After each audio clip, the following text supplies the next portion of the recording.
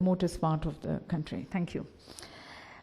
Ladies and gentlemen, as Karan also mentioned, and we all are aware that content continues to influence and impress people in whichever forms or whichever ways it is coming and extended to us.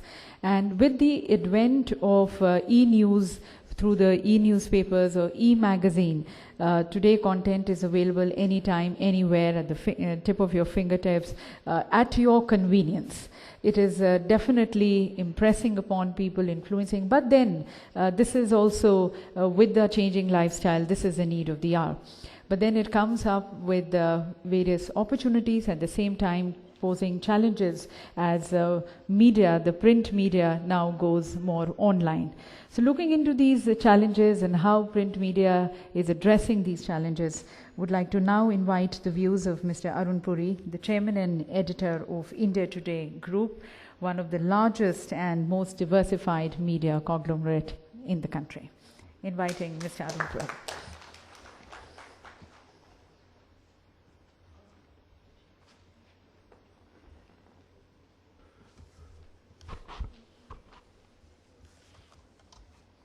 Mr. Rajkumar Doot, Javed Akhtar Saab, distinguished guests on the dais, ladies and gentlemen, good morning.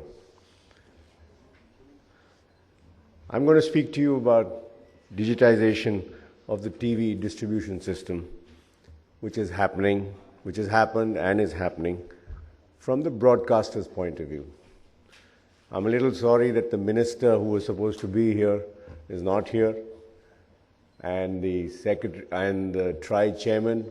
These are the people who are driving digitization in this country. So I thought that them being here would be an important fact, that they should listen to industry views. But I'm delighted that the government has finally taken this job in real earnest. But like in any major change, there are serious problems which need to be addressed. Otherwise, we will not get the result we want. Firstly, I'd like to make one very fundamental point, that this whole distribution system of cable operators, MSOs, aggregators, and so forth exists for one reason. The reason is of conveying content. If there is no content, there would be no LCO, no MSO, none of that whole structure. And it seems to me that in fact, the tail is wagging the dog, because the broadcasters are the ones who get the short end of the stick. And I'll tell you why.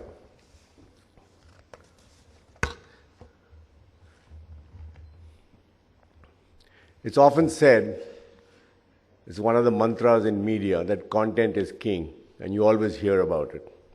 But I have discovered in the last 7-8 years that in fact content may be king, but distribution is God. And that is what has happened to us. Let me give you some figures.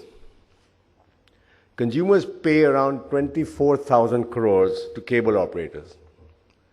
Out of that, only 4,000 crores reaches the broadcaster, which is only 16.6%. Out of this 2,000 crores is paid as carriage fees to MSOs, that is, broadcasters pay it back to the MSOs.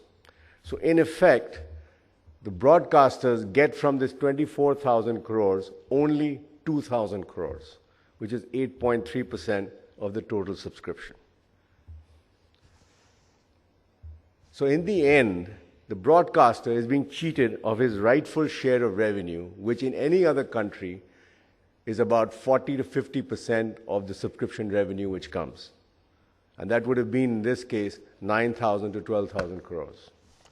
This would have changed the whole broadcasting industry if this whole cable distribution system had been done fairly, professionally, and the way it has been done in other parts of the world. And like in many other situations in India, we missed the bus. And then we start doing our own jugaad, the most famous thing I think Indians follow, try and fix it somehow or the other. What were the objectives of digitization? One, full transparency. Not happened yet. Anybody who's in the business knows that.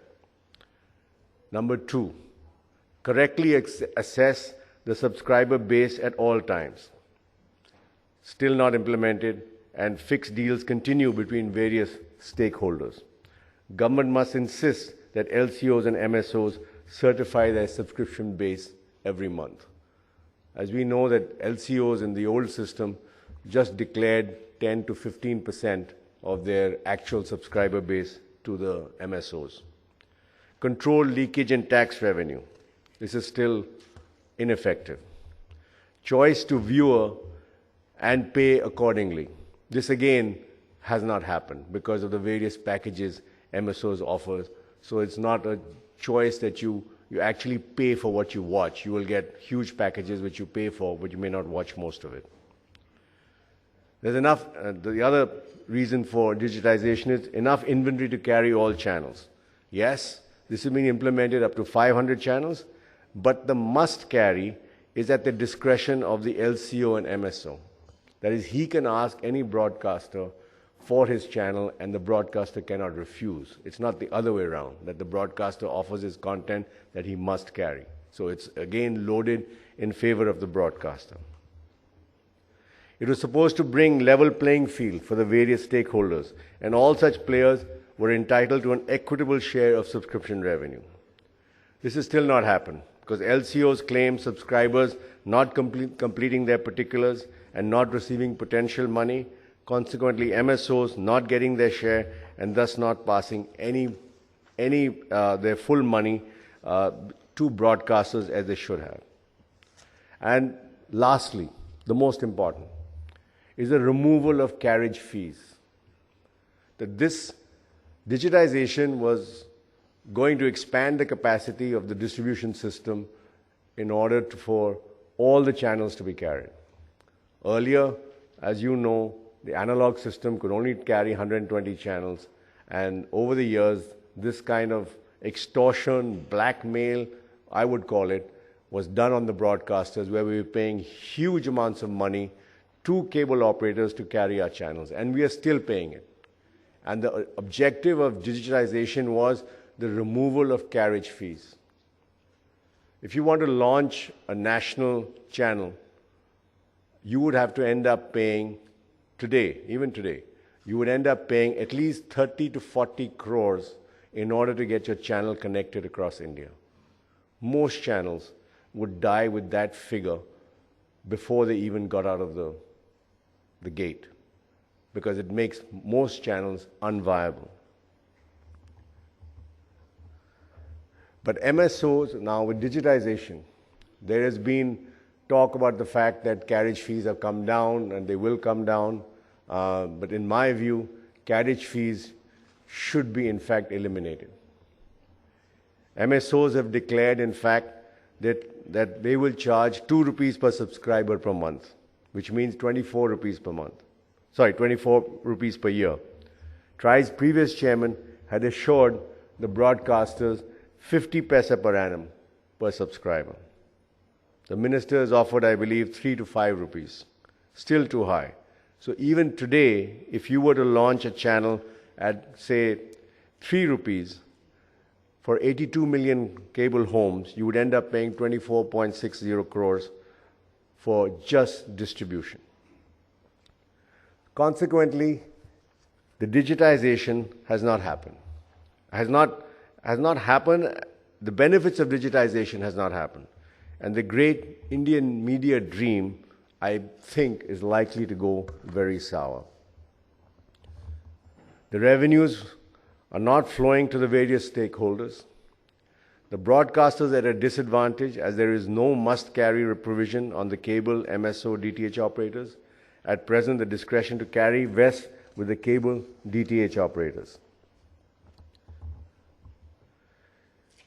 The broadcast media, particularly the news media, because news is actually a very small percentage of the whole ecosystem. I come from the news part of the business, and it's maybe 10-12% of the advertising goes to news. So news business is actually most of the news channels actually don't make money. And people get into the news business for, I think, other reasons. But people who want to make money in the news business have a very difficult time because you're a very niche player. You're killed with these carriage fees because these MSOs treat their system like real estate. So whether you are a GEC channel, which has large revenue potential, big audiences, or whether you're a niche channel, for him that spot is at cost the same. So whether you want to build a school or you want to build a mall or a hospital, for him that is real estate. So he doesn't really care. He will charge you that money, whichever category of channel you are. So news channels suffer the most in this. And their business model is very precarious, very shaky. You may think news channels make so much noise, they have so much power, and that they are doing very well. It's a myth. There is hardly a news channel which makes money in this country. And that's a very sad state to my mind. News channels, I believe, for whatever their faults, they have changed the way governance takes place in this country. I believe they're a force for good, and that they should be, in fact, encouraged, and they should be, in fact, brought into the international level of sharing of revenue, which happens between broadcasters and distributors. Because it's particularly important, I think, for a democracy like India.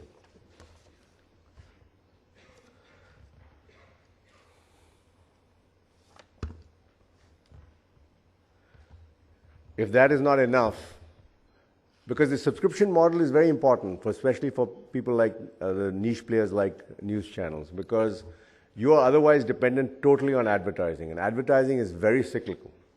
As the economy goes down, the advertising goes down first. In fact, it's a very good, sensitive indicator of the state of the economy. If you annoy governments, they take away your advertising. You annoy some business people, they take away your advertising. So this is a very precarious business. So it is very important for, particularly for news channels, that subscription income comes to them. So they're not dependent on cyclical things, they're not dependent on the whims and fancies of advertisers and governments. If you want a free and independent news channels or news media, then you need to have subscription income flowing into them. So in conclusion, I must say that the government must enact the must-carry provisions on operators, postpone restrictions on ad duration. This is another thing which the government has suddenly discovered. They actually passed a cable act some time back where in that they slipped in that advertising on channels should not exceed more than 10 minutes plus 2 minutes of promotion, 12 minutes of restriction on advertising. Nobody enforced it. It's people do carry more advertising, but now the government is thinking of enforcing this. So not only do we not get subscription income, now the government is thinking of imposing a restriction on ads in terms of number of duration of ads you carry, which means that again there's pressure going to be on the broadcasters, particularly on the news channels. It's in fact, I believe, if I wasn't a nice man, I would think there's a conspiracy behind this, that this is a good way to beat the news channels down. You restrict, you don't give them, you make carriage, legalized carriage. In fact, according to their own, the new regulations, they have legalized carriage. To me, it is legalized extortion, which should have not been there. But this is what the government has done. And now they want to put a 12-minute cap on advertising. It's going to be the death knell of news channels. I don't know about the other broadcasters. They have much broader revenues. But I know that if these restrictions are put, it's going to be a very bad state for news channels.